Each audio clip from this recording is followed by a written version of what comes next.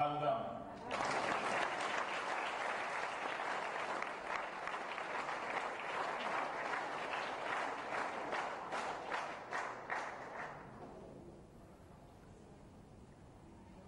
महामहिम प्रधानमंत्री जी,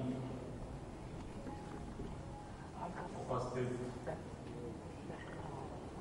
सभी वरिष्ठ महानुभाव और उज्बेकिस्तान में भारत की महान परंपरा, संस्कृति और उज्बेकिस्तान की महान संस्कृति और परंपरा के बीच आदान प्रदान करना, एक सेतु बनाना,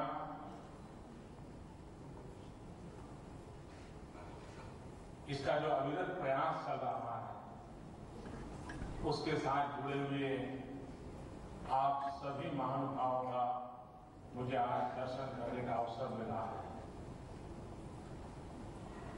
Уважаемый премьер-министр Узбекистана, уважаемые гости, все, которые присутствуют сегодня в зале, и все те, которые связаны уже с давних пор в работе увеличения и укрепления связей между Индией и Узбекистаном, связи, которые связывают великую традицию и культуру Индии с великой традициями и культурой Узбекистана, которые строят моста, которые постоянно работают в этой области и с которыми у меня есть сегодня честь здесь встретиться.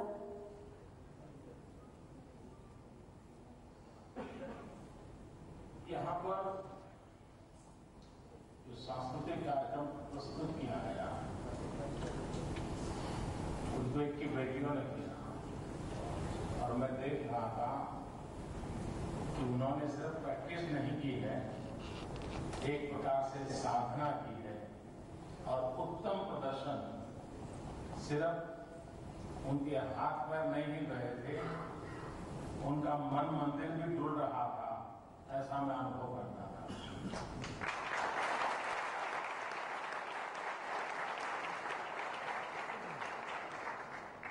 Сегодня перед нами был представлен индийский танец, а это было сделано нашими узбекскими дочерями. И я видел, что это было не только, что они делали хорошую упорную практику, но можно сказать, что они даже молились. Это как перед Богом, они так таким большим, так много и упорственно они это изучали. И я видел, что это не только их руки и ноги, которые двигались, но в этот танец они вложили даже свои умы, свои души.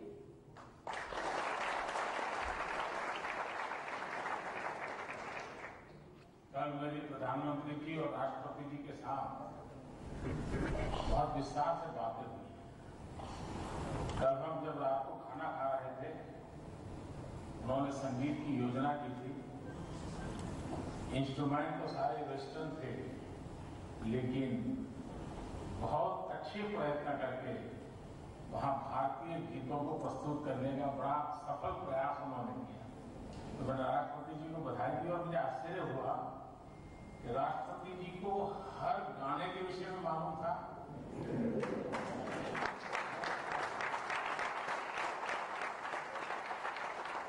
कौन सा गीत बजाया जाएगा वो पहले से बताते थे। फिर उन्होंने मुझे गर्व से कहा और प्रधानमंत्री जी ने भी कहा कि हम हमारे यहाँ सभी गांवों में संगीत स्कूल का आग्रह रखते हैं। कुछ मात्रा में हमने पिछले 5 साल में संगीत स्कूल शुरू किए हैं और आगे भी हम संगीत स्कूल को बढ़ाने वाले हैं। और ये भी बताया कि भारतीय संगीत के प्रति सबकी रुचि बहुत बढ़ रही है और संगीत के माध्यम से संस्कार करने का एक हम प्रयास कर रहे हैं। अगर युद्ध से मुक्ति चाहिए तो संगीत व्यक्ति को कभी भी हिंसा की ओर जाने नहीं देता है। ये बातें कल मुझे राष्ट्रपति जी से सुन करके बहुत ही आनंद हो रहा। Вчера у меня состоялись очень подробные переговоры, и с премьер-министром, и с президентом Узбекистана. Президент Узбекистана угостил меня это на ужине, там у нас там тоже были длинные разговоры, играла там музыка. Был оркестр, и не учитывая то, что, несмотря на то, что все музыкальные инструменты были западными, но они играли прекрасную индийскую музыку тоже. И это было отрадно отметить, что они так красиво, так прекрасно играли индийскую музыку. И президент Узбекистана уже перед каждой мелодией мне рассказал, какая это мелодия, он все знал. То есть все, что они играли, он обо всем знал. Также мне рассказали, как по плану государства за последние 5 лет они уже открыли много музыкальных школ в сельских районах, и дальше тоже есть планы для расширения этих школ. И они сказали, также мы разговаривали также о том, что как любят индийскую музыку здесь, в Узбекистане, и это все больше и больше становится популярным. И президент также говорил, что через музыку стараются, чтобы был мир, и музыка именно то средство, которое приводит человека к любви, отводит его от насилия, и там, где есть музыка, не бывает войны. И это было очень приятно слушать это.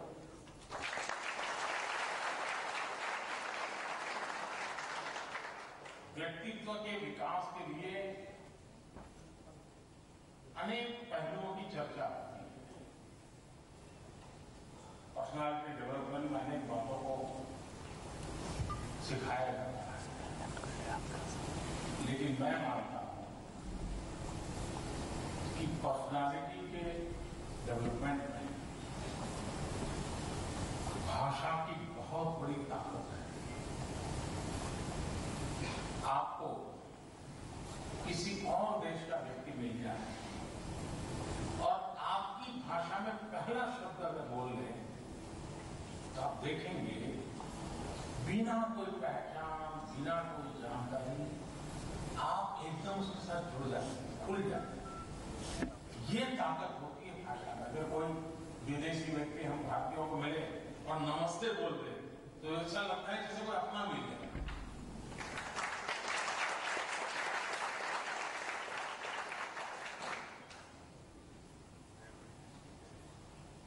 Вот теперь изучается развитие личности во многих институтах, есть разные переговоры, есть много мыслится о том, как можно развивать личности. Но я считаю, что язык играет очень мощную роль в развитии личности. Например, если вы встречаете человека из другой страны, а он вам скажет одно слово в вашем языке, сразу, не зная его, вы о нем ничего не знаете, но сразу чувствуете такие связи близости, братские связи с этим человеком.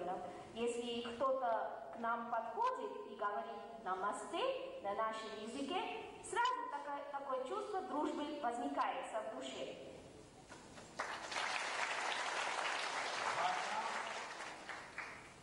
तो जो बचाता है, भाषा को जो संभालता है, भाषा को जो संवर्धन करता है, वे अपने भविष्य को तो ताकतवर बनाता ही है, लेकिन वह अपने भव्य भूतकाल से उसका एसेंस लगातार ले पाता है। Человек, который уважает язык, который изучает его, который знает и отдает честь языку, он не только развивает себя, но также и может многое достигать. भाषा ऐसी खिड़की है कि उस भाषा को अगर जाने तो फिर उस भाषा में उपलब्ध ज्ञान के सागर में डुबकी लगाने का अवसर मिलता है, आनंद आता है। Если человек хорошо знает язык, изучает язык, это не только открывает новое окно для него, но он может даже загружаться в океан знания и много учиться о культуре, в котором родился и развивается тот язык. हमारे यहाँ कहते हैं पानी ने पानी तेरा रंग कैसा, पानी को जिसके साथ मिलाओ उसके जैसा रंग हो जाएगा। भाषा को भी हर पल नए संगी साथी मिलते रहेंगे। भाषा को मित्र बनाकर दे देंगे।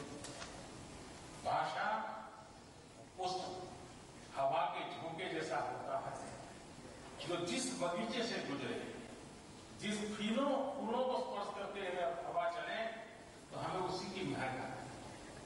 भाषा भी जहां से गुजरती है वहां की महक अपने साथ ले चलती है। जिस युग से गुजरती है युग की महक लेके आती है। जिस इलाके से गुजरती है उस इलाके की महक लेकर के आती है। जिस परंपरा से गुजरती है उस परंपरा की महक लेकर के आती है।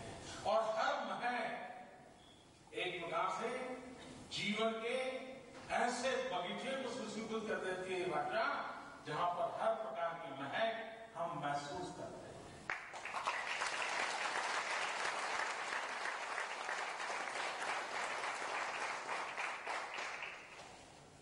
У нас есть такая пословица, что вода это не имеет свою личность, а может сливаться и принять на себя цветы того же другого вещества, с которым это разбавляется. Это значит, что и язык имеет такое качество, и очень легко дружиться с языком, и язык сам очень легко дружится с другими. Если язык это как ветер, если он проходит, дует через сад, то он принимает запах этого сада, этих цветов. Повсюду, куда ни пошел бы, куда ни дул бы язык, он принимает запах этого места, этой страны, этой эпохи, этих территорий, этих традиций. И потом вообще в садике жизни он придает новые разные цвета. आर्थिक स्थिति के साथ सीधा नाता है। जिनकी आर्थिक समृद्धि होगी उनकी भाषा के पंख बड़े तेज होते हैं। दुनिया के सारे लोग उस भाषा को जानना चाहते हैं, समझना चाहते हैं, क्योंकि आर्थिक व्यापार के लिए सुविधा होती है। आर्थिक अधिष्ठान बन जाती है भाषा।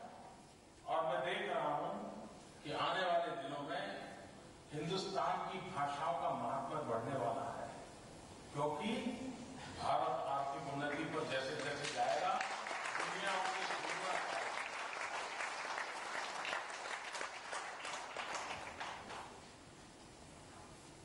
Есть очень тесная связь между экономической обстановкой и уровнем экономического роста и языком. Если есть хорошее и быстрое экономическое развитие, то язык этого места имеет большую силу. Все хотят изучать этот язык, потому что это помогает развивать свою экономику, помогает в торговле.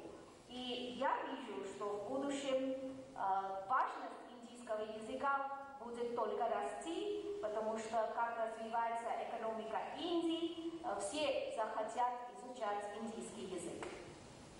भाषा अगर एक वस्तु हो, एक इकाई होती है, और अगर मानो उसका डीएनए टेस्ट किया जाता है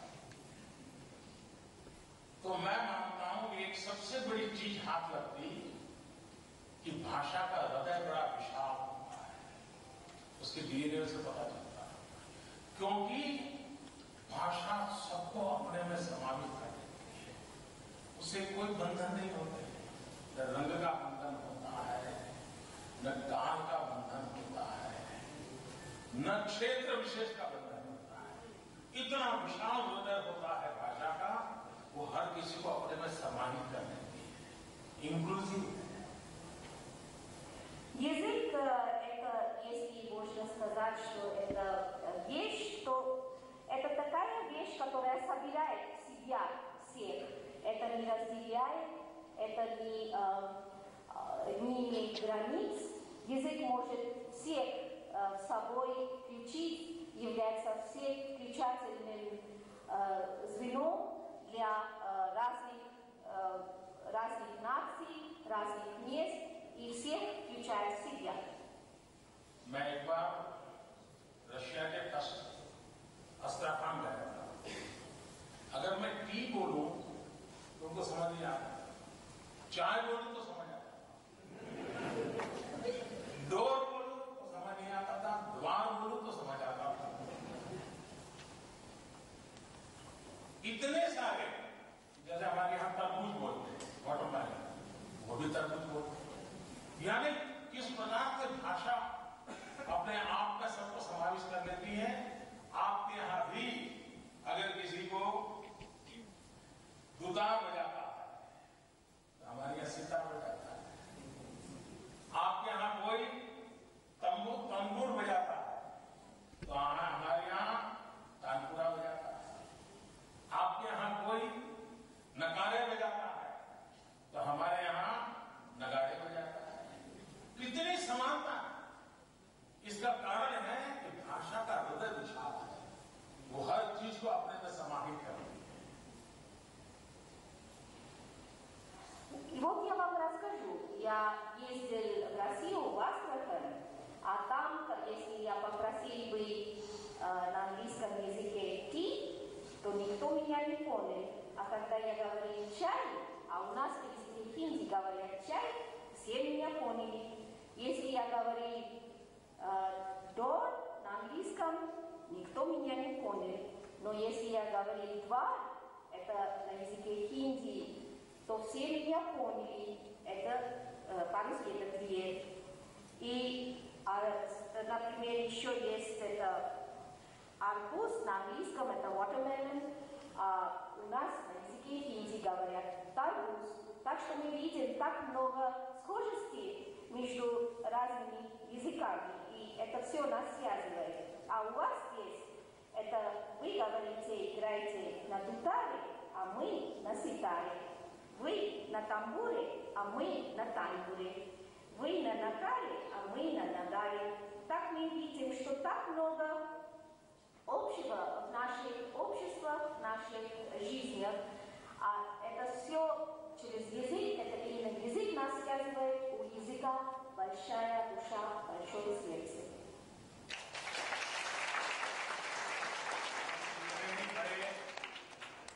विद्वान हो,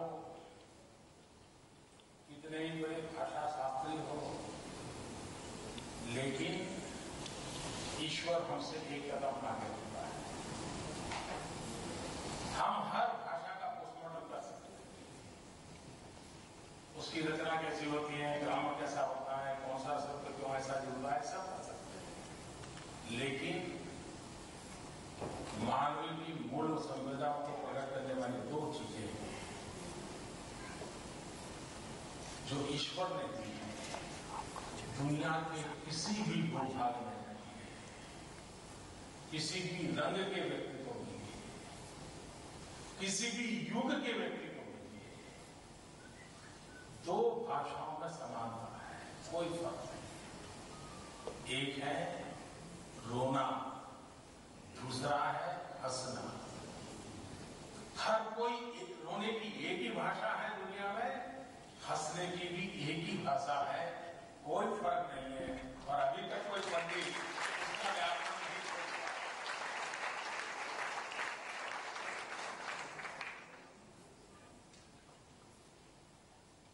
Несмотря на то, насколько много изучает язык любой ученый, любой лингвист, но все равно Бог идет шаг перед ними. Все ученые, лингвисты, они анализируют язык, могут сказать вам и объяснять, какая там грамматика, откуда происхождение, какие есть особенности лексики и так далее. Но есть две вещи, которые выражают человеческое чувство, на которые не может равняться никакой язык. И это дал нам именно Бог. Поезжай в любую точку мира, в любую страну, в любой регион, в любую страну. А если ты найдешь там эти две вещи, это везде одинаково. Это смех и это плакание. Плачут все по одному, смеются все по одному, везде выражают именно те же чувства, которые выражаются эти в другом регионе. Это не анализируют, не могли анализировать ни лингвисты, ни ученые. Но у нас все это общее. आज के युग में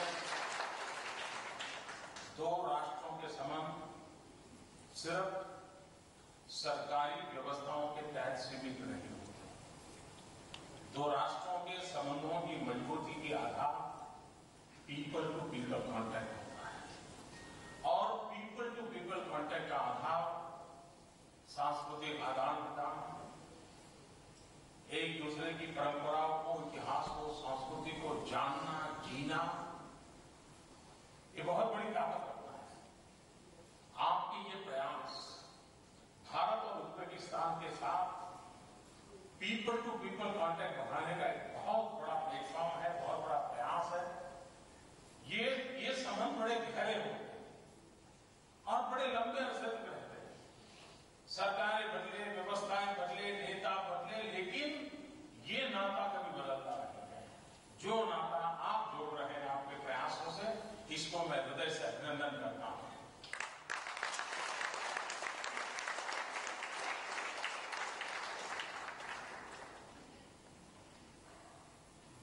Создаются связи между двумя государствами, между двумя странами. Это на высоком уровне, на высоких правительств, на высоких государствах.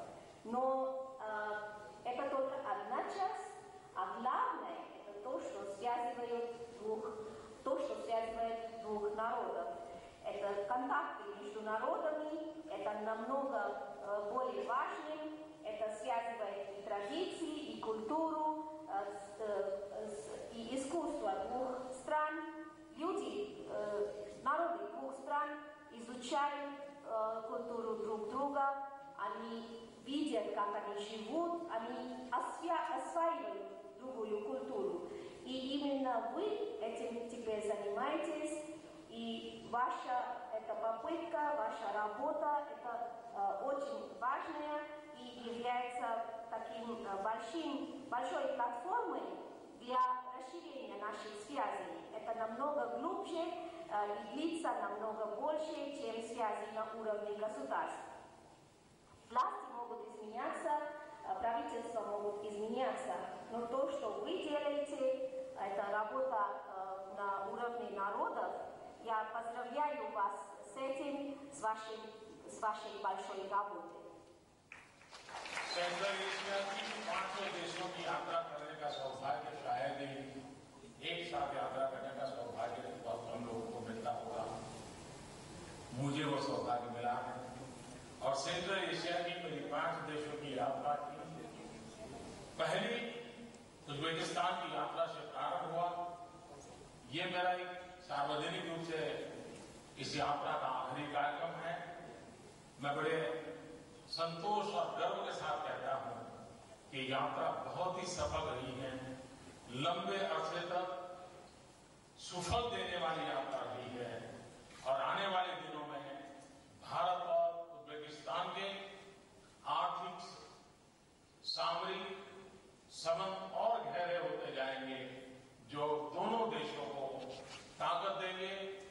रीजन को ताकत देंगे और इस रीजन के साथ भारत मिलकर के मानव जाति के कल्याण के लिए, सामान्य मानव के सुख के लिए उत्तम से उत्तम काम करते रहेंगे।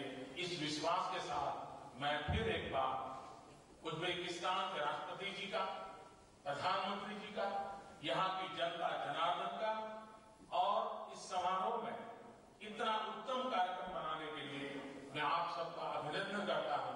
और जो शब्दकोश का निर्माण हुआ है, वो शब्दकोश आने वाले दिनों में नई पीढ़ियों को काम आएगा। आज टेक्नोलॉजी का युग है, इंटरनेट के द्वारा ऑनलाइन हम लैंग्वेज सीख सकते हैं, हम सुनकर के भी लैंग्वेज सीख सकते हैं, ऑडियो सिस्टम से सीख सकते हैं। एक प्रकार से आज अपनी हथेली में विश्व को जानने, समझने, पहचानने का आधार बन गया है। मुझे विश्वास है कि आने वाले दिनों में हमारे ये सारे जो प्रयास चल रहे हैं, इसमें टेक्नोलॉजी जुड़ेगी और टेक्नोलॉजी के माध्यम से हम खुद ऑडियो सिस्टम से भी अपनी भाषाओं को कैसे सीखें, ऑडियो हो, विजुअल हो, रिटन टेक्स्ट हो, एक साथ सभी चीजें हो गई तो पिकअप करने में बड़ी सुविधा रहती है। उसकी दिशा में भी आवश्यक जो भी मदद भारत को करनी होगी, भारत अवश्य मदद करेगा। फिर एक बार मैं आप सबका बहुत बहुत अभिनंदन करता हूं, बहुत धन्यवाद करता हूं।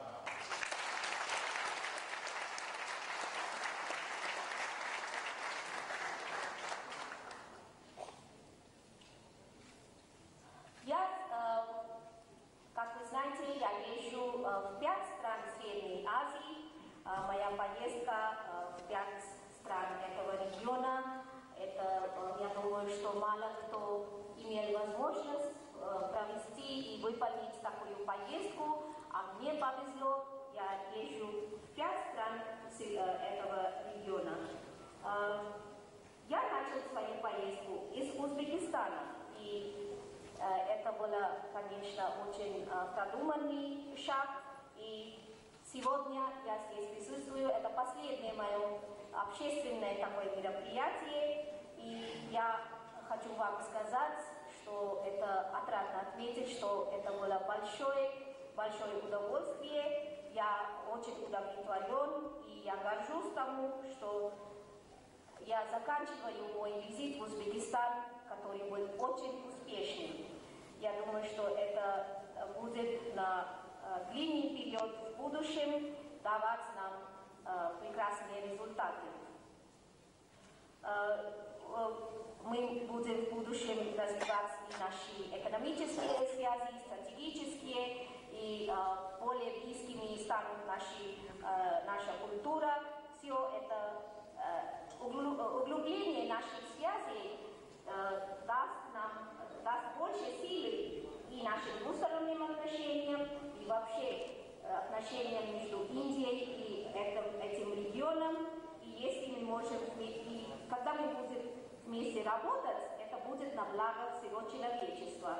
Я еще раз хочу от души поблагодарить президента Узбекистана, премьер-министра Узбекистана, народа Узбекистана за такую прекрасную программу моего визита.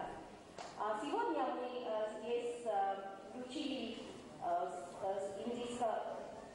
узбекский хинди слова. Я думаю, что это поможет новому поколению изучать наш язык. Я думаю, что скоро мы свяжем также технологию с этим. Сегодня без технологий, без интернета никуда не деваться. Мы можем изучать язык через интернет. И можем слушать через аудио, через видео. То есть вся рука, весь мир в наших руках. Ты можешь, сидя у себя дома, узнать все обо всем мире.